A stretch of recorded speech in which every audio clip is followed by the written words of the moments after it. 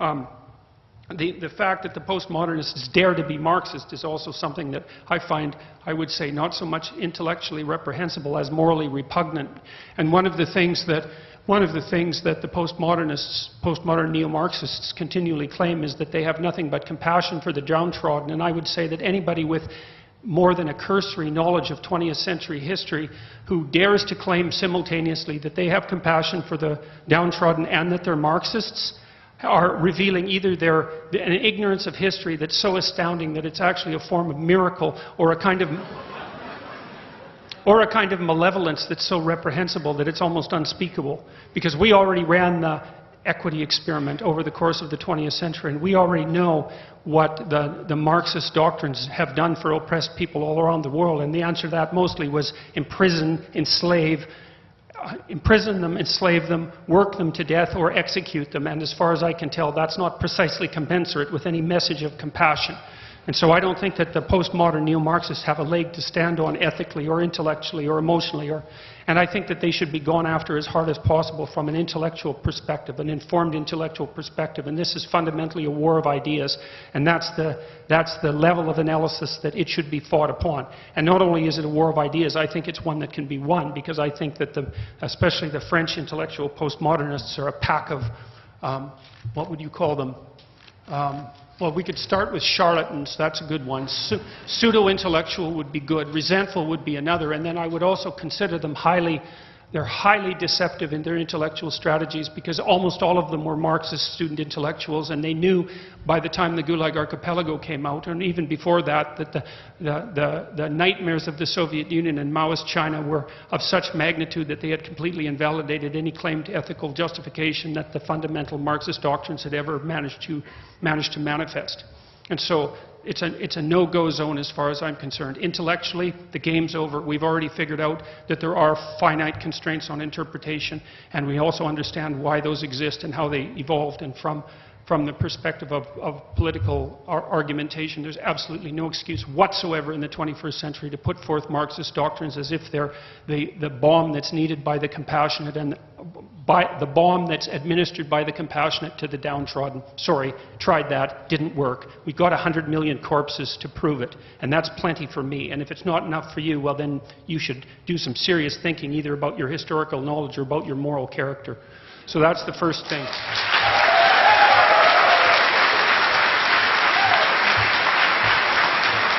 Now, as far as the Soviet Union is concerned, I didn't happen to talk about it tonight, but I've written about this topic. I haven't just made the charge. I've written about it and explained why I think it's true. And it doesn't bother me if I happen to agree with the mainstream media on this. Trotsky, to pick somebody who you remember, once he was charged in the 1930s with agreeing with the fascists in his condemnation of the Soviet Union. And he pointed out that his critique was to be true. He wasn't going to abandon it if somebody else happened to say it for different reasons. So the question is about the Soviet Union, and particularly about Lenin. So what was Leninism? Well, here we have to look at the facts. Now, you look at the facts, I think here's what you find. Lenin was a right-wing deviation of the socialist movement, and he was so regarded. He was regarded as that by the Marxists, by the mainstream Marxists. We've forgotten who the mainstream Marxists were because they lost, and you only remember the guys who won. But if you go back to that period, the mainstream Marxists were people like, for example, Anton Pannekoek, who was head of education for the Marxist movement, and he's one of the people who Lenin later denounced as an infantile leftist. But he was one of the leading intellectuals of the actual Marxist movement. Rosa Luxemburg was another mainstream Marxist, and there were others.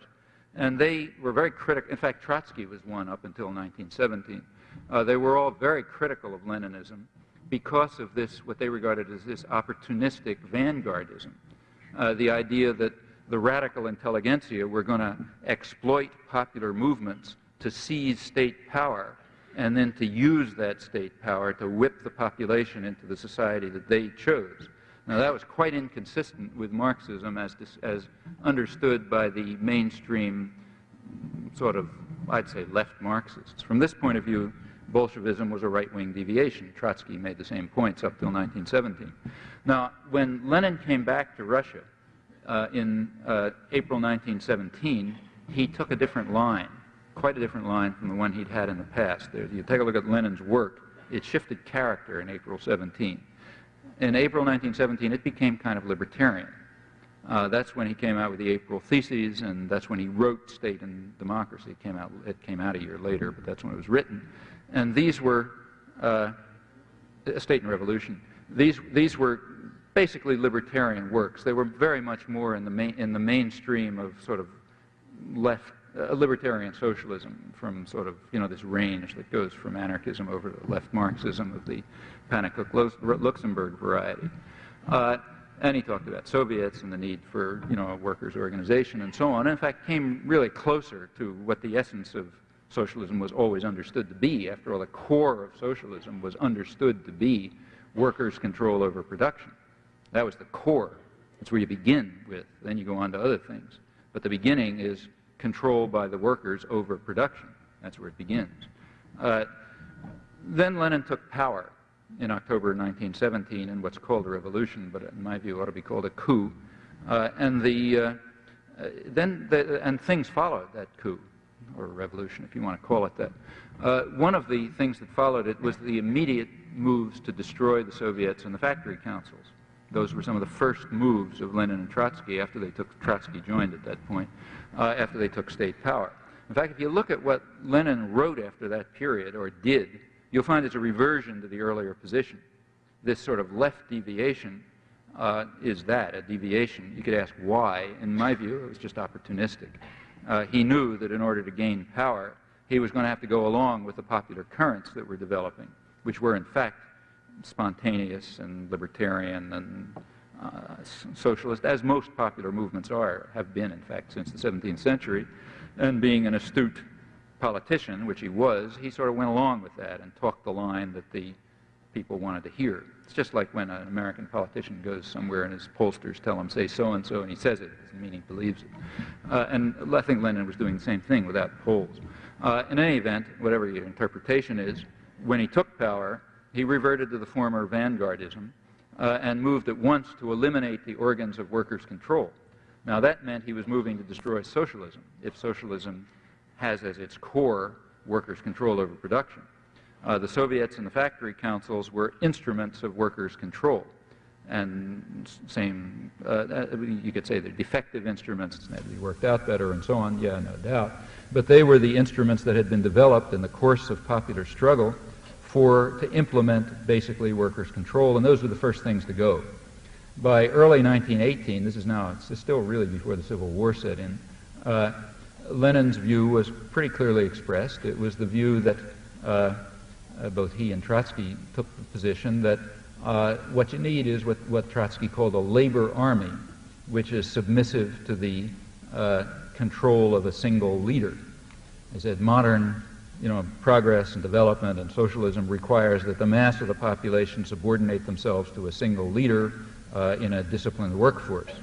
Well, that has absolutely nothing to do with socialism. In fact, it's the exact opposite of it, and was criticized for that by in a spirit of some solidarity, because the revolutionary forces were still operative.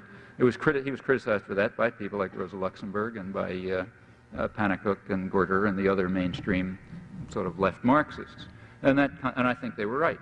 It seems to me that, and then it just goes on from there. I mean, Lenin reconstructed the czarist systems of oppression often more efficiently, Cheka, KGB, and other techniques of control and oppression. I think from that point on, there was nothing remotely like socialism in the Soviet Union. I think it was, in fact, in my view, it was a precursor of later forms of totalitarianism.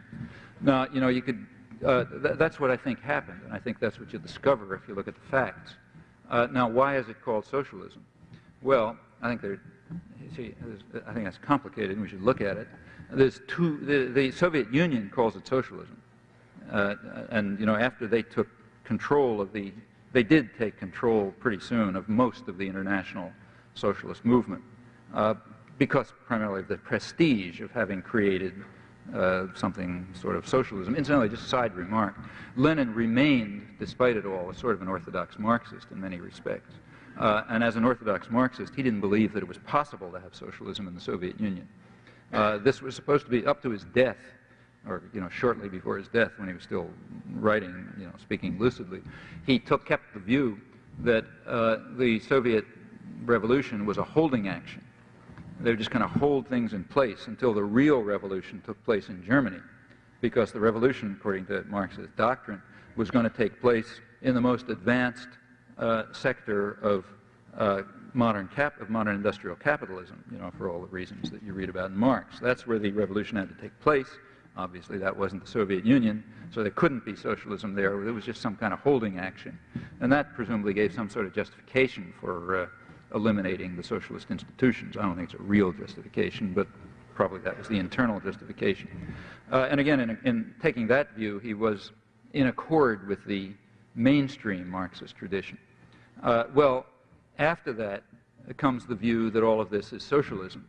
And why should the communist parties take that view? I think the reason is because they wanted to exploit the moral force of socialism, which was quite real. It's kind of hard to remember that today, but at that time it was very real. This was regarded as a, as a progressive moral force, and by associating their own destruction of socialism with the aura of socialism, they hoped to gain credit in the working classes and other progressive sectors. Now, the West also identified that with socialism, and they did it for the opposite reason. They wanted to associate socialism with the brutality of the Russian state that undermined socialism. So what you had is that the two major world propaganda agencies, for their own and quite different reasons, were claiming that this is socialism, that this destruction of socialism is socialism. And it's very hard to break out of the control of the world's two major propaganda agencies when they agree.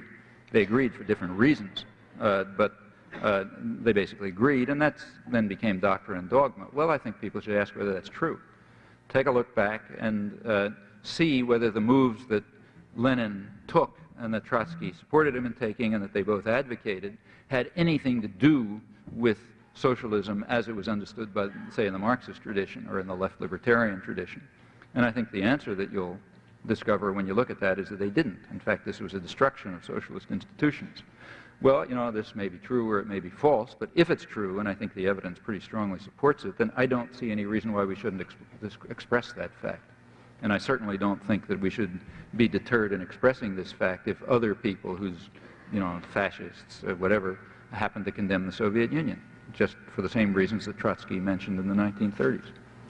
We should recognize what I think is true. I've written about it plenty myself, that the Bolshevik Revolution, so-called revolution, it was really a coup, was really a counter-revolution, which placed state power in the hands of a highly authoritarian, anti-socialist group, which within a couple of months had destroyed the factory councils, had destroyed the Soviets, had dismissed the Constituent Assembly because they knew they were going to lose, and had eliminated every popular movement, and had done exactly what Trotsky said, turned the country into a labor army under the control of the maximal leader. That was mid-1918. I mean, since then, there hasn't been a shred of socialism in the Soviet Union. Now, of course, they called it socialism, but they also called it democracy. They were people's democracies, the purest form of democracy. They were socialism. The left, the West, the big propaganda system in the world, of course, just laughed at the democracy part, but it loved the socialism part, because that's a way to defame socialism. So if you think that the fall of the Soviet Union is a blow to socialism, you ought to also think on the same grounds that it's a blow to democracy. After all, they call themselves democracies too, so why isn't it a blow to democracy? Makes as much sense. It's only when it gets filtered through the Western propaganda system that it's not a blow to democracy, but it is a blow to socialism. But, there's absolutely no reason to play that game, whether you play it in Dissent or in The Nation or on the right or anywhere else. Expose it for the fraud that it is. His comment that the ideology is flawed. What ideology? The ideology of totalitarianism? Yeah, it's deeply flawed. I mean, they were the initial modern totalitarians. It's not, it has nothing to do with socialism. They destroyed socialism within weeks. They didn't wait. By 1918, it was finished. And they knew it, like it's not a secret. They knew it. I mean, in fact, Lenin, as soon as he sort of got grips of things, after he said, he moved to what he called state capitalism. That's what it was. It had nothing to do with socialism. Socialism, I mean, you can argue about what, there's no point arguing what the word means, but what it always meant at the core was that producers take control of production. You know, working people take control of production, what's sometimes called industrial democracy. That was the absolute core of it. Well, you know, there was more socialism in Germany, in Western Europe, than there was in Russia. You know, Russia's about the most anti-socialist place you can imagine since 1918. Had wage labor, had super exploitation, had no element of workers' control or involvement or participation. And that's pure, you know, what's it got to do with socialism? It's the exact opposite on every point. As I say, the West liked to call that socialism while laughing at the fact that they called themselves Democrats. But that's for purely propaganda reasons. I mean, unless you're committed to being part of the Western propaganda system, there's nothing to say about that issue of dissent except to laugh.